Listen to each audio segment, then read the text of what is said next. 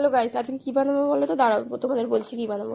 তো প্রথমে দেখতেই পাচ্ছ আদা রসুন সব কিছু ছাড়িয়ে নিয়েছি, নিয়ে এবার আমি সবগুলোকে একেবারে মিক্সিতে আমি সব দিয়ে পেস্ট করে নিলাম। এরপরে বলছি আজকে আমি এঁচড় চিংড়ি বানাবো।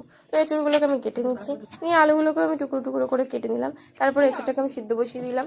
এই যে দেখতেই পাচ্ছ নুন হলুদ তেল দিয়ে সিদ্ধ করতে দিয়ে দিয়েছি। এরপরে আমি চিংড়ি মাছটাকে ভালো করে ভেজে নিলাম, নেওয়ার পরে আলুটাকে আমি ভেজে নিচ্ছি। নেওয়ার পরে এর মধ্যে আমি এবার সবগুলো তুলে নিয়ে আমি এর ফোড়নের জন্য যা যা লাগে সব কিছু দিয়ে দিয়েছি। দেওয়ার পরে কাঁচা পেঁয়াজটা দিয়ে দিলাম, দিয়ে আমি ভালো করে নাড়াচাড়া করে ওর মধ্যে যে পেস্টটা ছিল ওগুলোকেও দিয়ে দিয়েছি। দিয়ে এবার নাড়াচাড়া করে নিয়ে এই যে দেখো এবার আমি একটা মশলা দিয়ে দিচ্ছি। দেখো এই যে গুঁড়ো মশলাগুলো সব দিয়ে দিলাম, দিয়ে ভালো করে নাড়াচাড়া করে নিয়ে সিদ্ধ করে রাখা যে তোমার এঁচড়টা ছিল আমার ওগুলোকে দিয়ে দিচ্ছি। দেওয়ার পরে আলুটাও দিয়ে দিলাম। তারপরে চিংড়ি মাছটা দিয়ে ভালো করে নাড়াচাড়া করে জল দিয়ে কিছুক্ষণ ফুটিয়ে নিয়ে গরম মশলা দিয়েই নাড়িয়ে ছাড়িয়ে নামিয়ে রেডি আমার এঁচড় চিংড়ি। তো আজকের মতো ভিডিওটা এইটুকুই। তোমাদের যদি ভালো লেগে থাকে লাইক কমেন্ট শেয়ার সাবস্ক্রাইব করো।